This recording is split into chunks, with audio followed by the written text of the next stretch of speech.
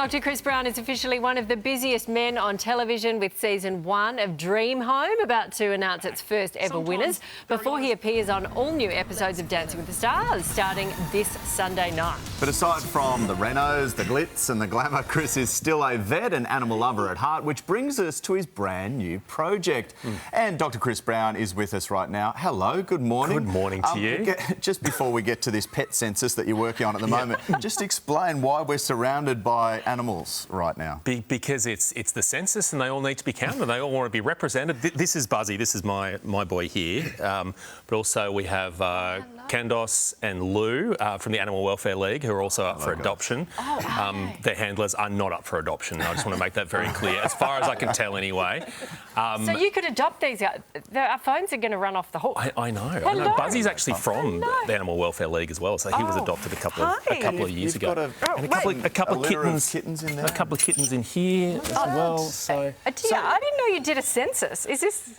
Oh, look how... Do they have to fill out the forms? How do they do that? Well, I mean, it's nice to help them, I find, for you, Sherva. Maybe Murphy could fill out a form after Terrible work. penmanship, Murphy. Doctor, hang on, that cat does not look that happy right about now. Very, very young. Very young. Buzzy's well behaved. Coming into the father figure role right now. But I guess the thing with pets is that, you know, every few years we fill out a human census. There has never been a single question about pets in a human census ever. Yet pets are such an integral part of our lives. They make us healthier, they make us happier.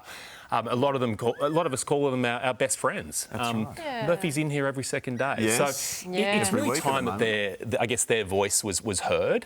And so I'm, I guess in response to that, launching the Australia's first truly national pet census to make sure that, you know, we can make Australia more pet friendly, that we can make sure we can get rental properties for people with pets, that there are transport options, that really there are enough parks for them to go and exercise in, all those important things. The other big one that I was reading about was the almost a Medicare-style support for clinical visits, of course, and because they get hurt and we don't always have the money to be able to afford the treatment. That's the thing. Cost of living right now, obviously, it's front of mind for everyone. It is very hard out there, and a pet is certainly not cheap. So I guess that's a big part of the census, is understanding just the financial impact that the last few years have had on pet ownership, whether it's meaning people go to the vet less or spending less on their pet's food.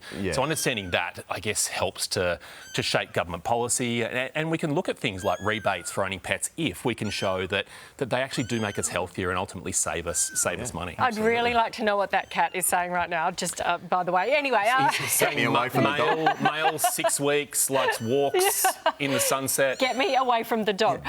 Is it easier to handle the pets or the Dancing with the Stars contestants? I've got to say, the pets probably have about as much rhythm on a dance floor as some of the contestants, but I'm including myself in that. We can't all be Shervos. That's the thing. We can't all come in and just wow the audience with our moves. I realised very early on the safest place for me is hosting rather than on the dance floor. But there are a couple of surprises. Obviously, Ben Cousins, Julie Goodwin, Lisa McCune.